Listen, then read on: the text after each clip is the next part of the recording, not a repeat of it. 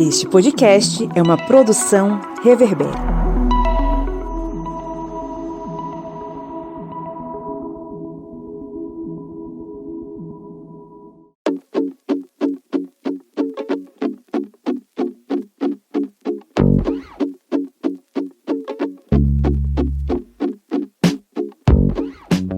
Olá, ouvintos e ouvintas do Historiante, sejam muito bem-vindos a mais uma Minipédia, o seu podcast expresso sobre conteúdos das ciências humanas. Eu sou o Pablo Magalhães e estou aqui mais uma vez para ajudar você a compreender esse conteúdo que a gente vai trabalhar hoje, mas, claro, né, acompanhado aqui dos dois titãs da história, a senhora Joyce Oliveira. E aí, gente, como é que estamos essa semana? Jogando muita bola ou não querendo jogar? E o seu Kleber Roberto. E aí, pessoal, beleza? Hoje estamos juntos aqui mais uma vez, unindo os nossos poderes contra o mal do desconhecimento para tratar sobre qual assunto, seu Kleber? Hoje nós vamos tratar sobre um assunto que, por aqui que pareça, é pouco divulgado. A gente não encontra tantos livros, tantas notícias, que foi sobre o massacre indígena, mas não no período colonial, durante a ditadura militar. Isso mesmo, ocorreram vários e diversos massacres durante a ditadura militar que foi contra as comunidades indígenas. Isso aí, na pegada da Super Xuxa contra o Baixo Astral, quem passou a infância nos anos 80, 90 sabe do que eu estou falando. Então a gente tá aqui para desafiar os inimigos da desinformação para falar sobre esse assunto, mas antes vamos para os nossos recadinhos.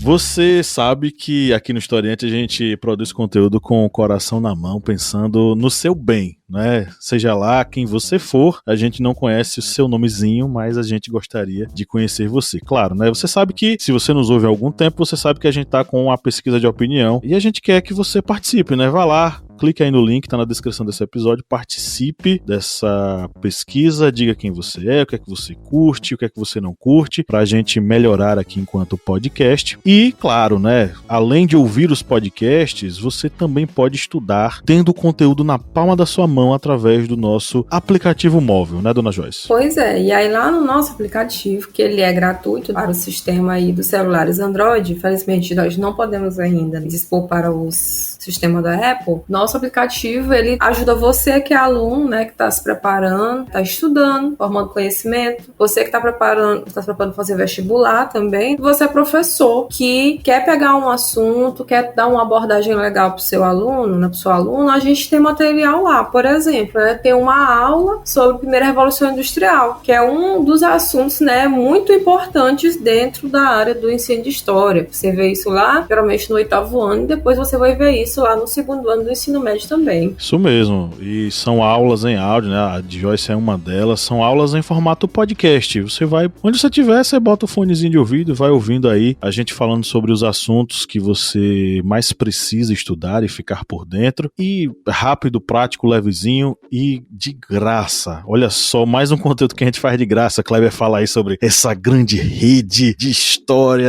enfim, só ele sabe falar o que ele fala. Mas claro, né, Kleber?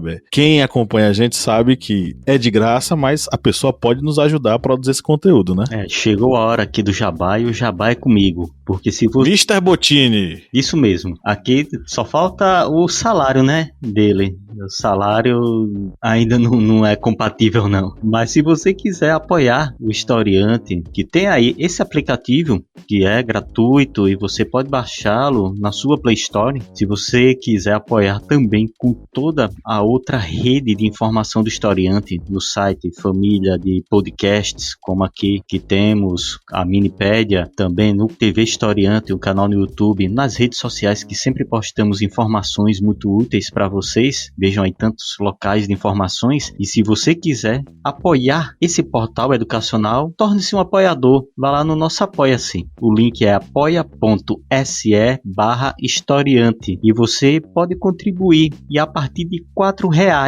olha aí, R$4, o valor de 2 miojos e meio, você vai estar contribuindo com o Portal Historiante nessa missão de difundir conhecimentos e vai estar fazendo parte também de uma série de vantagens, como o nosso grupo secreto no Facebook, com muito material exclusivo e também o sorteio mensal de livros. E agradecemos aí bastante as editoras parceiras do Historiante que estão aí confiando no nosso trabalho. Participe, nos apoie, nos ajude e, claro, né, pense com bastante carinho em relação aos produtores de conteúdo na internet, porque imagina aí a pessoa se preparar, montar conteúdo para você de graça, né?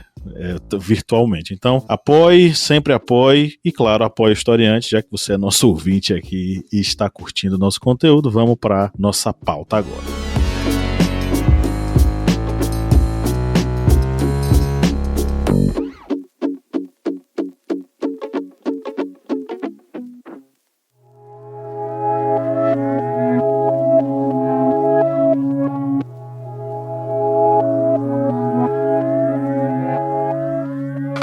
Bom, a gente sabe que no Brasil o genocídio da população indígena é algo antigo e já se desenrola desde o momento em que o colonizador pisou os pés neste continente, neste pedaço de terra além Atlântico. Mas a gente precisa compreender que isso passou por vários momentos ao longo da história, e especificamente nesse capítulo que nós vamos tratar aqui, os indígenas, os povos indígenas, eles foram perseguidos, torturados, escravizados em pleno século XX, em plena ditadura militar. Mas claro, para a gente entrar nesse conteúdo, a gente precisa ir caminhando um pouquinho mais para trás. A gente precisa compreender primeiro como é que se construiu a ideia de que os indígenas eles deveriam ser civilizados em pleno século XX, ou que eles deveriam fazer parte do desenvolvimento desse país, desse Brasil. A gente precisa entender que a gente passou para o século XX já dentro da República, e essa República ela nutria ideais ligados à filosofia positivista, que tinha muito a ver com essa coisa do progresso, desenvolvimento e uma hierarquização das pessoas. Isso muito atrelado a um pensamento científico ou pseudocientífico da época, chamado de eugenia, que colocava os indígenas como seres inferiores, incivilizados, bárbaros, burros e uma série de outros adjetivos negativos, e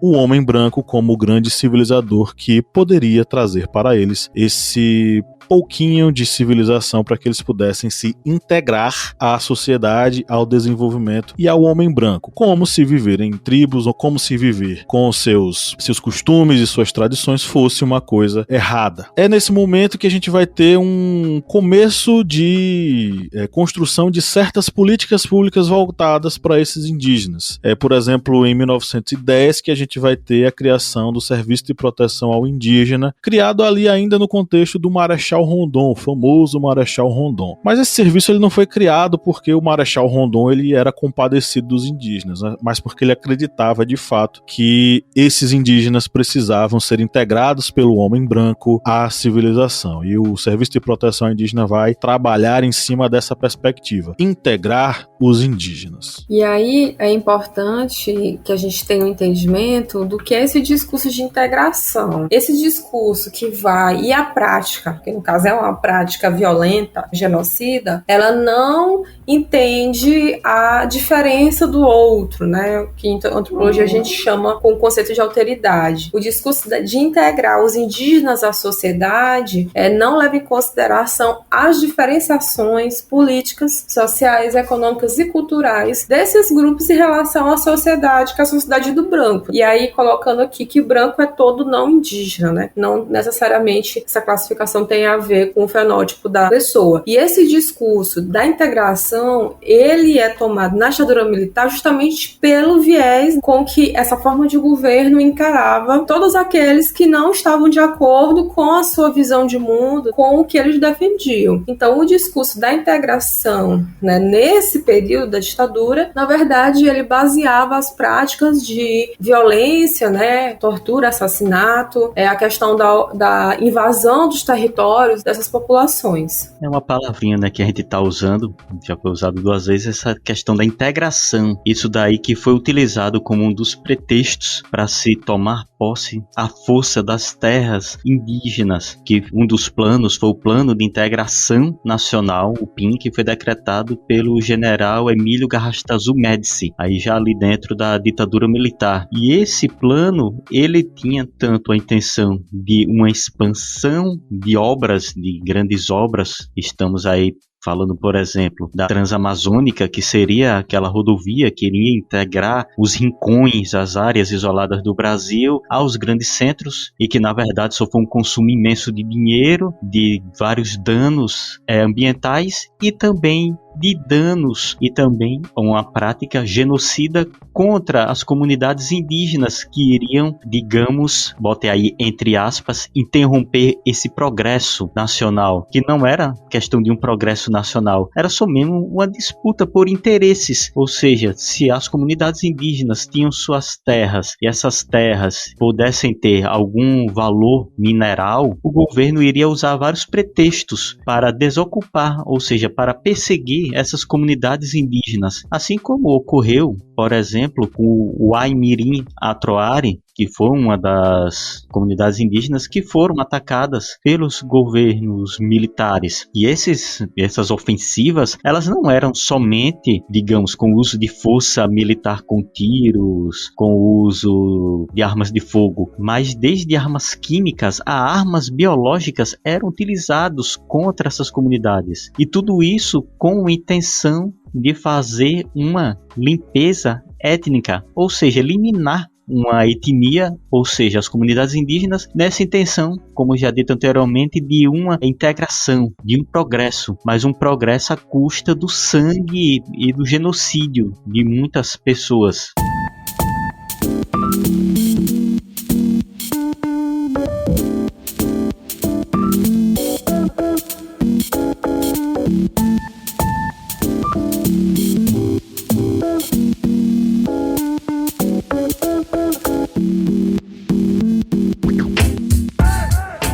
Veja, eu sei que a gente vai falar sobre ditadura, mas eu queria deixar claro o seguinte. Primeiro, a gente sabe de toda a tradição e a carga ditatorial do período militar no Brasil, de repressão, tortura e etc. Contudo, esse genocídio indígena, ele não começa com a ditadura. Ele é anterior. O Serviço de Proteção ao Indígena, que a gente mencionou, enfim, ele não necessariamente servia para proteger o indígena. Ele era meio para corrupção, ele era meio para que funcionários estabelecessem ali um certo poder paralelo, que fizessem acordos e vendessem terras e matassem indígenas, enfim. O Serviço de Proteção ao Indígena, ele passou, na verdade, acredito que desde o início dele, ele era um meio de exploração da população indígena. Inclusive, um caso que antecede tudo isso, que a gente não colocou aqui no roteiro, mas eu vou fazer isso de enxerido que eu sou pra gente poder entrar nessa história, foi um massacre dos indígenas Cinta Larga no evento que a gente conhece como o Massacre do Paralelo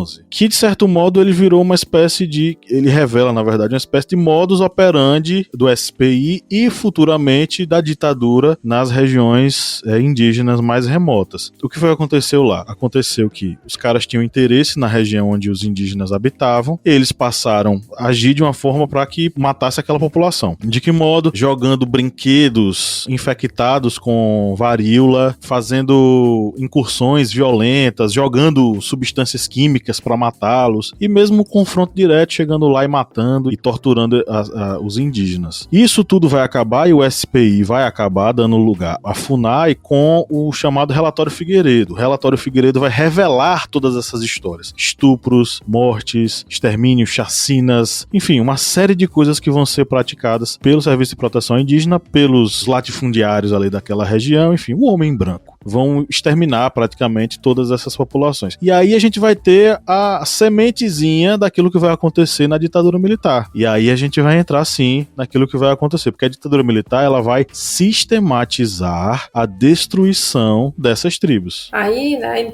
Pablo colocou esse caso, né, do Cinta Larga, e para levar um pouco mais para o passado, né, lembrar que essas mesmas estratégias foram usadas lá pelo colonial, distribuição de tecidos contaminados com varíola, tanto aqui na América Portuguesa como na América Espanhola, né? Interessante que vocês percebam que geralmente há mecanismos de genocídio que eles são reatualizados, né? Eles são reutilizados, que no maior a gente tem relatos no século XVIII, somente lá no sul, da distribuição de panos contaminados com varíola para as populações indígenas que habitavam aquele espaço, né? Mas aí, retornando aqui no século XX, fazendo essa ponte enorme, né? Como o Pablo falou também, a ditadura ela vai criar ou sistematizar outros dispositivos de repressão, né, a essas populações. E um desses foi o reformatório Krenak, que foi um campo de concentração para os povos indígenas, que ele foi criado em 1969, lá no município de Resplendor, no estado de Minas Gerais, com a contribuição da Polícia Militar no estado e também da FUNAI, da Fundação Nacional do Índio. E quem que era colocado nesse reformatório Krenak, nesse presídio? Todos aqueles indígenas que eram considerados rebeldes. E quem que era rebelde? Era alguém que não estava de comum acordo com a proposta de integração do governo ditatorial, ou que não estivesse de acordo com a autoridade policial dentro daquele contexto. Para resumir a história, né, quase todos os indígenas se encaixavam dentro dessa categorização de rebeldia. E aí, nesse sentido, muitos indígenas foram levados para esse reformatório, para esse presídio, tendo em vista os interesses privados que haviam nesses territórios, seja ligados ao garimpo, né, à construção desses grandes empreendimentos e também ao agronegócio. Só como exemplo, pelo que foi dito pela professora Joyce, aqui no site Brasil de Fato, e o Brasil de Fato ligado ao estado de Minas Gerais, no caso a reportagem sobre esse reformatório, tem uma reportagem que fala sobre a captura de um desses indígenas. E aqui fala da reportagem de Cleonice Pancararu, que ela foi em busca do avô, no caso Antônio Pacararu, que ele, assim como integrantes da aldeia, eram contra a construção da hidrelétrica de São Francisco. E por serem contra a construção desta hidrelétrica, eles acabaram sofrendo essa represália. E ela, ao fazer essa busca, ela percorreu vários estados até que soube da existência deste reformatório, o reformatório Krenak, em Resplendor, Minas Gerais. E tem até um relatório final da Comissão da Verdade de Minas Gerais que fala sobre todas as violações dos direitos humanos que ocorreram neste reformatório. E isso, como já lembrado pelo professor Pablo, de antes da ditadura militar, porque percorre desde a década de 1940, mais precisamente 1946 até 1988, ou seja, bem antes da ditadura já ocorria essas violações contra os direitos humanos, do caso das comunidades indígenas. E aqui nessa reportagem fala até que houve vistas grossas por parte dos governos com relação ao que ocorria neste local. Fala também do SPI, que foi criado, como já lembrado, em 1910 e depois sendo substituído pela FUNAI. Ou seja, a gente vê que toda essa questão de perseguição contra as comunidades indígenas no século XX que ocorreram no Brasil, elas já ocorriam antes da ditadura militar, mas com a própria ditadura militar houve, digamos, uma sistematização da perseguição, ou seja, criou-se os mecanismos necessários para fazer uma repressão ainda mais brutal, que não era, lembrando, somente contra grupos guerrilheiros, pessoas que viviam em zonas urbanas contra a ditadura militar, mas pessoas que viviam nas zonas rurais e essas comunidades indígenas que estamos citando aqui e muitas outras que infelizmente não vai dar tempo de citarmos, porque seria um podcast imenso para falar todas essas repressões e essa perseguição que ocorreu contra as comunidades indígenas na ditadura militar. Toda essa história, ela acaba demonstrando que na ditadura militar eles conseguiram se criar os mecanismos, e esses mecanismos eram utilizados contra as comunidades indígenas e muitas vezes utilizando até próprios indígenas que recebiam o treinamento necessário para fazer essa repressão dentro de suas próprias comunidades. Check the mic and make sure it sound right, boys.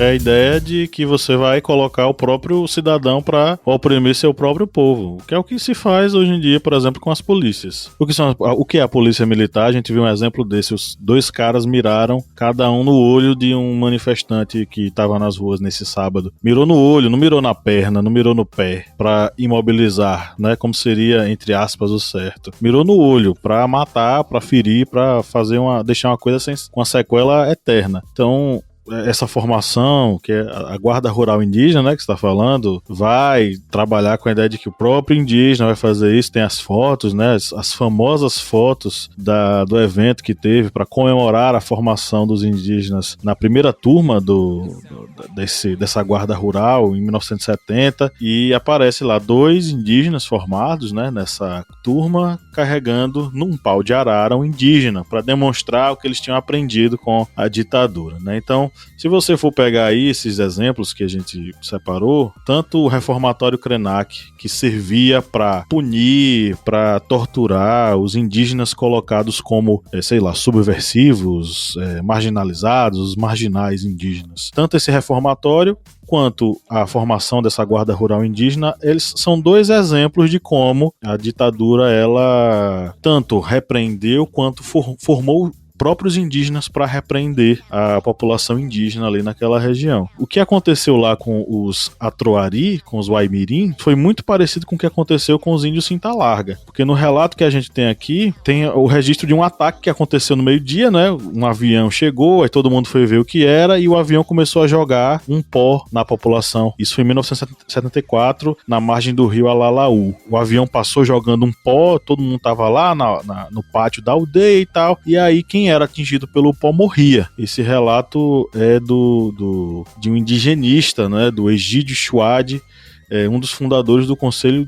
Indigenista Missionário. Mostra muito aí como que era essa atuação desses caras, né? Como é que você assassinava esses indígenas? Você jogava objetos contaminados, você jogava alguma substância mortal, e aí eles acabavam sofrendo com esses ataques. Então, são alguns desses exemplos do que esses indígenas sofriam ao longo da ditadura, né? A Comissão da Verdade aparece justamente para destruir isso, né? Para repreender isso. Justamente, né? Aí, professora Joyce, por que a gente não sabe, né? Por que a gente não estuda isso, por exemplo, na escola? Porque isso é um tema sensível, né? E que a gente está passando por um processo agora, né? Que justamente tenta estancar essa sangria. A Comissão da Verdade, ela veio para fazer a investigação, né? Desses crimes que ocorreram durante a ditadura, com diversas populações que foram afetadas nesse contexto. E aí, o que foi que a investigação em relação aos indígenas constatou? Que pelo menos 10 etnias foram vítimas das violações de direitos humanos durante esse período, né? E aí a gente volta lá na questão do discurso da integração e como a integração ela é violenta. E aí entre o período de 64 a 85, cerca de 8.350 indígenas eles foram mortos em massacres, em conflitos de terra, em saídas forçadas dos territórios, prisão, tortura e maus tratos. A Comissão da Verdade realmente ela está aí para demonstrar todos esses fatos que ocorreram durante a ditadura militar, lembrando que a gente não via esses fatos ocorrendo na ditadura militar, falando na mídia, em livros, revistas, porque havia a censura prévia, ou seja, não iria sair notícias dessa forma nos noticiários da época, porque havia essa censura. Por isso que agora, quando está saindo toda essa questão, todos esses relatórios de todas essas perseguições, essas mortes, e são fatos bem estarrecedores, bem pesados, e realmente para pessoas que têm, digamos, um coração mais fraco, um estômago mais sensível, muitas vezes ler tudo isso acaba sendo algo meio pesado, porque não foram poucos indígenas que foram mortos. Segundo o próprio relatório da Comissão da Verdade, entre as vítimas das violações de direitos humanos no regime militar, segundo o relatório de 1964 a 1985, 8.350 indígenas foram mortos em massacres, roubo de terras, remoções forçadas dos territórios, prisões, torturas e maus tratos. A visão que a gente tem hoje dos indígenas ainda é uma visão deturpada. Eu gosto de citar aquela experiência da pena na cabeça e da pintura no rosto no dia do índio, né? Essa é a memória nacional que as pessoas têm sobre os indígenas, né, tem piadas de mau gosto, a pessoa está mais por fora do que as partes traseiras, né, do índio. Então imaginem desse contexto, de anteriormente, qual era a visão que a maioria da população tinha sobre as populações indígenas. E essas violências, elas agora estão retornando, né? Vocês veem que atualmente são os garimpeiros. Os garimpeiros, o governo faz vistas grossas, vai desmantelando todos os sistemas de proteções dos indígenas que fariam frente, que seriam contrárias a essas invasões dos garimpeiros, ou seja, vai desmantelando ali FUNAI, vai desmantelando Polícia Federal, vai desmantelando IBAMA, ICMBio, Instituto Chico Mendes, ou seja, vai só desmantelando tudo isso, vai quebrando, e aí dá aquela conotação de que,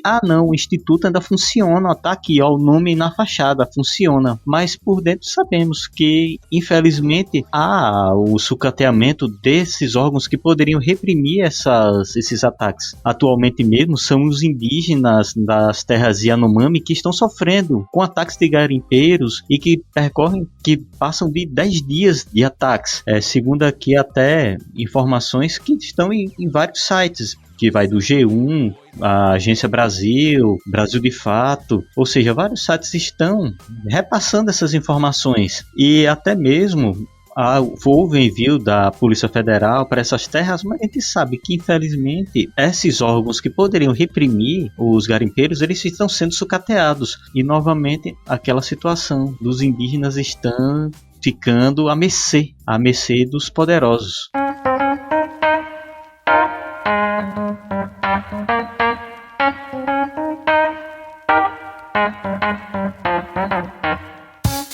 E aí, né, para citar outro caso, né, aqui no Maranhão a gente tem os Guardiões da Floresta, né, que é da terra indígena Araribóia, que é onde os próprios indígenas eles se organizam e na vigília do próprio território. E aí teve até um assassinato de um deles, que foi o Paulo Paulino Guajajara, no ano de 2019. Isso aí, o genocídio permanece, ele é histórico e ele, pelo que a gente pode ver, não tem fim.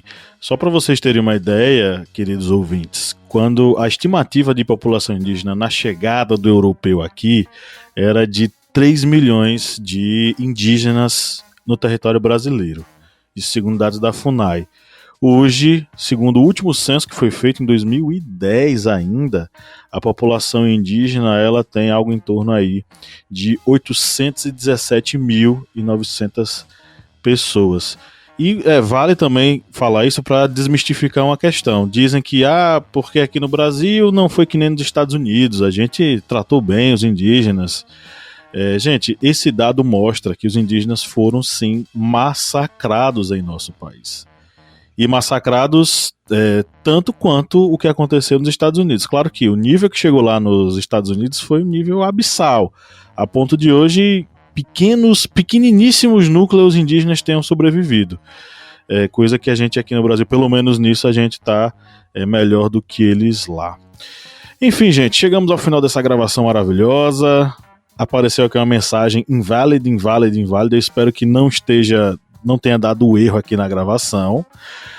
Mas diga aí, galera, o que é que vocês têm para sugerir para os nossos ouvintes? Qual é a mensagem que vocês querem deixar? Bom, eu recomendo, né, que as pessoas leiam, né, materiais produzidos pelos indígenas. Por exemplo, tem os livros do Daniel Munduruku, né, que eles até estão no PNLD, professor que puder adotar, que você siga no Instagram, né, indígenas, para que você conheça as particularidades, né, as realidades, e para você entender onde que você se encaixa, né, em apoiar essa luta, né, seja você dando aula, né, que o ensino, ele é para isso, para a gente tratar essas questões, né?